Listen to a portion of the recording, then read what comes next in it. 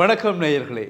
நாங்கள் பல உணவுகளை இன்னும் பல உணவுகளோடு இணைத்து கலப்படமாக உண்டிருக்கின்றோம், அல்லது எங்களுக்கு தெரியாமல் கலப்பட உணவுகளை உண்டு வருகிறோம்.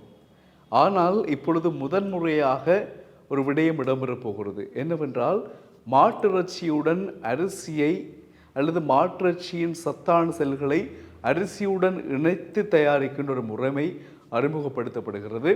இந்த அறிமுகம் தொடர்பாக என்ன மாதிரி சொல்லப்படுகிறது என்றால், மாட்டிறைச்சியில் இருக்கக்கூடிய சத்து இருக்கு இல்லையா, அந்த ஊட்டச்சத்தை அரிசியுடன் இணைத்து தயாரிக்கின்ற ஒரு அரிசி முறைமை அறிமுகப்படுத்தப்படவிருக்கிறது. இதன் காரணமாக எதிர்காலத்தில் அந்த அரிசியின் நிறம், நாங்கள் இப்பொழுது பார்க்கின்ற நிறம் எல்லாம் நார்மலாக தெரியும், என்ன அரிசி என்ன கலர் அப்படின்னு தெரியும்.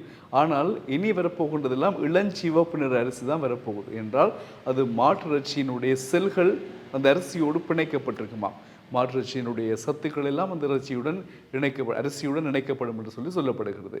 இந்த அரிசிகள் சாதாரண மனிதர்கள் மட்டும் பயன்படுத்தலாம் என்பதை தாண்டி, பூமியில் பயன்படுத்தலாம் என்பதை தாண்டி விண்வெளி ஆய்வுகளுக்கும் கொண்டு செல்லலாம் என்று உறுதிப்படுத்தப்பட்டிருக்கிறது. அது தவிர கிரகங்களை ஆய்வு செய்கிற பொழுது பல நாட்கள் பாவிக்கக்கூடியவாறு, மாத கணக்கில் வைத்து பாவிக்கக்கூடியவாறு இவை உற்பத்தி செய்யப்படுவதாக தெரிவிக்கப்படுகின்றன. எனவே இந்த அரிசியானது இளஞ்சிவப்பு நிறமாகவும் ஒரு நெய்யினுடைய வாசனை அந்த அரிசியில் இருக்க போவதாகவும் தெரிவித்திருக்கின்றார்கள். இப்போதைக்கு அந்த அரிசி உற்பத்தியாளர் மிக மிக கொஞ்ச அரிசி, மிக சொற்ப அரிசிகள் ஆய்வுகளுக்கு பயன்படுத்தி கொண்டிருக்கின்றார்களாம். இது காலப்போக்கில் நான் நினைக்கின்ற அடுத்தடுத்த வருடங்களில் சந்தைகளுக்கு வரக்கூடிய வாய்ப்புகள் இருப்பதாக சொல்லியிருக்கின்றார்கள். இந்த அரிசி உற்பத்தியை முதலாக இப்படி ஒரு ஐடியா போட்டு கண்டுபிடித்து வெளிவிடுகின்றவர்கள் யாரென்றால் தென்கொரியா நாட்டை சார்ந்தவர்கள். தென்கொரியாவின் தலைநகர் சியோலில் இருக்கக்கூடியவர்கள் தான் இந்த மாதிரியான அரிசி உற்பத்தியில் ஈடுபடுகின்றார்கள். மாட்டிறைச்சியினுடைய சத்தான செல்களை அரிசியுடன் இணைக்கின்ற ஒரு நடவடிக்கையை அவர்கள் மேற்கொள்ளுகின்றார்களாம்.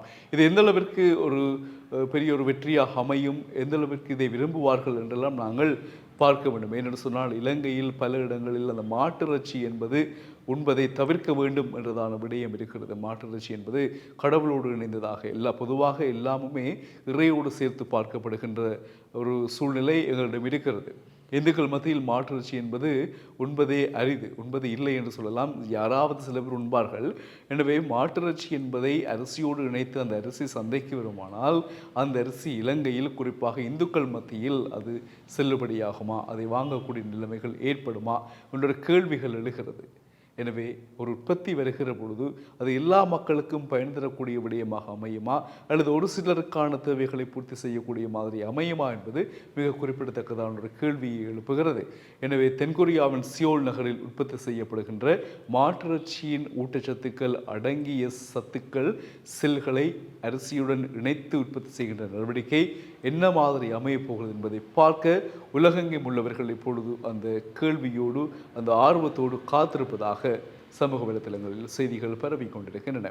அதை நாங்களும் பார்க்க காவலாக இருக்கிறோம், உங்களுடன் சேர்ந்து. மீண்டும் சந்திக்கலாம் உறவுகளே. வணக்கம்.